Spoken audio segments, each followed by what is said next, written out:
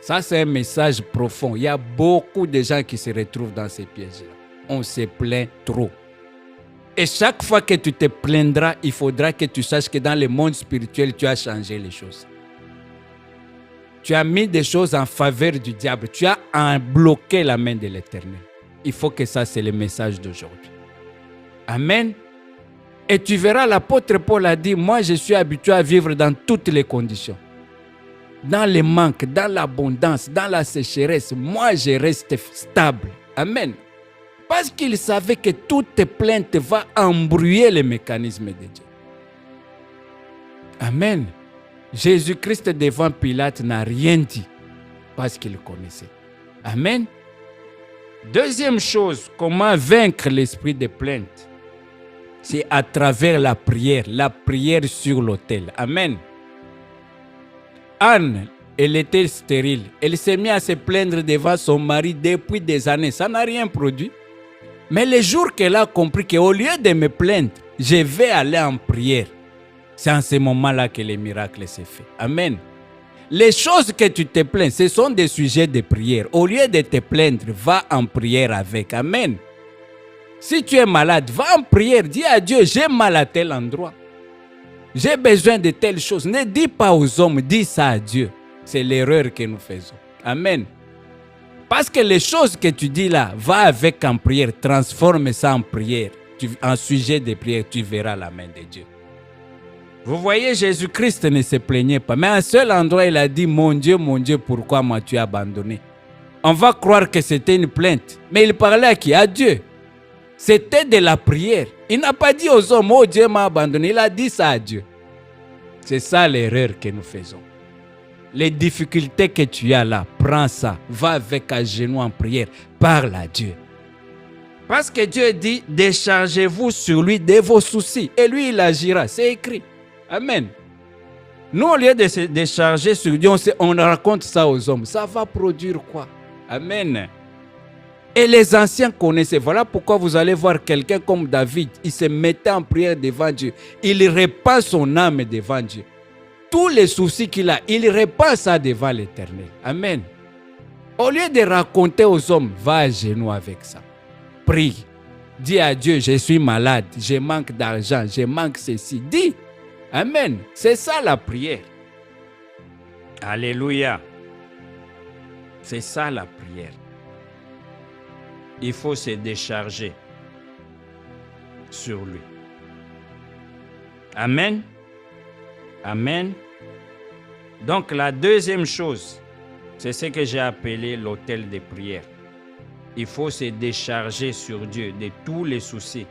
Mais lui, il agit toujours. Amen. Mais nous, on perd le temps à se plaindre. C'est ça que les apôtres avaient compris. Toutes les fois que tu verras une plainte venir, la première des choses à faire, ne la laisse pas sortir de ta langue. Amen. Parce que ta langue, c'est une langue qui a la capacité de signer des ordonnances. Ce que tu dis, c'est ce qui agit dans le monde spirituel. Mais au lieu de parler, va en prière avec. Prie. Amen. Parce que Dieu agira. Amen. Et l'autre chose, si nous lisons Pierre 5, verset 7, « Et déchargez-vous sur lui de tous vos soucis, car lui-même prendra soin de vous. » Amen. C'est ce qu'on a dit. Les soucis que tu as, ne va pas raconter à quelqu'un, tu perds le temps. Ça ne sert à rien. Ne te mets pas à parler, tu parles toi-même comme si tu étais fou. Non, ça ne sert à rien. Prends ces choses, va avec en prière. Amen. Les anciens savaient, quand Paul était en naufrage, les gens se plaignaient, mais lui, il était calme. Il leur a dit, l'ange de Dieu à qui j'appartiens m'est apparu. Pourquoi? Il était en état de prière. Mais nous, on perd le temps en train de se plaindre. Et la troisième chose, c'est la vie du contentement. Amen. Il faut se contenter de ce qu'on a aujourd'hui. Si nous lisons Hébreux 13, verset 5, « Ne vous livrez pas à l'amour de l'argent, contentez-vous de ce que vous avez. » Amen. On n'a pas dit « contentez-vous de ce que vous aurez », ce que vous avez aujourd'hui. Amen. Car Dieu lui-même dit, je ne te délaisserai point, je ne t'abandonnerai point.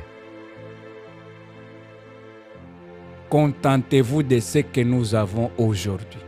Si tu veux vaincre l'esprit de plainte. Ce que tu n'as pas aujourd'hui, ce n'est pas un problème. Tu l'auras demain. Amen. Mais regarde ce que tu as aujourd'hui. Tu es en bonne santé, tu es en vie, tu as le souffle de vie, tu t'es réveillé. Contente-toi de ces choses-là. Des fois, il y a les gens qui regardent ce qui manque. Mais avec Dieu, il faut regarder ce qui existe, pas ce qui manque. Amen. Nous avons mangé, mais il manque du sel. Non. Nous avons mangé, mais le poisson est petit. Non. Le fait d'avoir même cette nourriture, c'est une grâce. Amen. Donc, si tu veux vaincre l'esprit de plainte, 3 choses. 1. Apprends à te taire. Les chrétiens souffrent en silence. Amen. Les chrétiens souffrent en silence. Il peut avoir un problème, tu ne sais jamais. Amen. La femme là, elle avait un enfant. L'enfant est mort. Elle s'est habillée très bien, la femme Sunamite. Elle est sortie. Son mari lui a demandé qu'est-ce qui ne va pas. Il dit tout va bien. Quel niveau? Amen. Ton enfant est mort, mais toi tu dis que tout va bien. Ils étaient déjà dans cette dimension. Un chrétien ne se plaint pas. Amen. Apprenez à vous taire. Deuxième chose, les soucis là vont avec des charges sur Dieu et lui il va agir. Et enfin la troisième chose, apprends à te contenter de ce que Dieu t'a donné. Amen. Amen. Il avait dit à Paul, ma grâce te suffit. Ma grâce te suffit. Et aujourd'hui, l'Église se trouve en déphasage à cause des plaintes, des murmures.